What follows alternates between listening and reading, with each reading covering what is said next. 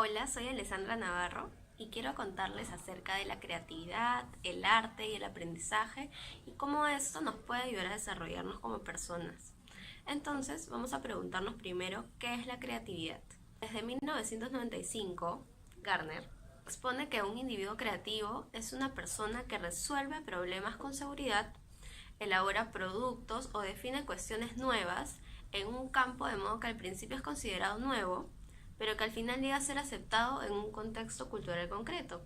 Es entonces que podemos entender que una persona creativa es original, innova, encuentra soluciones a un determinado problema y que se adapta a un contexto específico. Pero todo este proceso creativo no es que aparece de la nada, sino que tiene unas fases. Son 4 fases que nos explica Wallace en 1946. La primera fase es la preparación o delimitación del problema, donde se comprueba una deficiencia y se le empieza a dar vueltas y vueltas al problema. La fase 2 es la incubación. De forma inconsciente comienzas a buscar soluciones y empiezas como que a tantear, esto puede ser, sí, cómo podría solucionar esta problemita. Luego aparece la iluminación, donde la solución aflora a la conciencia de forma en un insight que le llaman. Yo creo que de tanto darle vueltas en este proceso antes de la incubación, luego llegas a tener esta solución, esta propuesta creativa, que luego debe ser verificada, que es nuestro cuarto paso o cuarta fase, donde se evalúa y se comprueban las soluciones y de verdad se pueden adaptar al problema que estábamos pensando antes. También hay que preguntarnos cómo esta creatividad está afectando el aprendizaje o si tiene algo que ver. Y yo creo que sí. Stenberg y Lugard nos cuentan que hay 3 aspectos claves para la creatividad y son la capacidad de síntesis, análisis y las capacidades prácticas. Y estos 3 tipos de procesos están implicados en el aprendizaje. Por ejemplo, tenemos el proceso de codificación selectivo, que es donde distinguimos la información relevante de la irrelevante. Luego también tenemos el proceso de combinación selectiva, que es donde utilizamos estos pedazos o trocitos de información relevante para combinarlos y formar una nueva información, una nueva estrategia, una nueva idea. Y por último tenemos el proceso de comparación selectiva, que es cómo podemos relacionar de forma novedosa la información antigua con la nueva. Ahora vamos a pasar a cómo es que podemos llevarlo al aula. Primero, reconocer que la creatividad no es algo innato, no es que naces creativo y toda la vida vas a ser creativo, o que las personas no van a poder ser creativas porque nunca lo desarrollaron. En realidad eso es un mito y creo que uno también tiene que estar seguro y saber que nunca es tarde para aprender y para poder desarrollar y potenciar esa creatividad.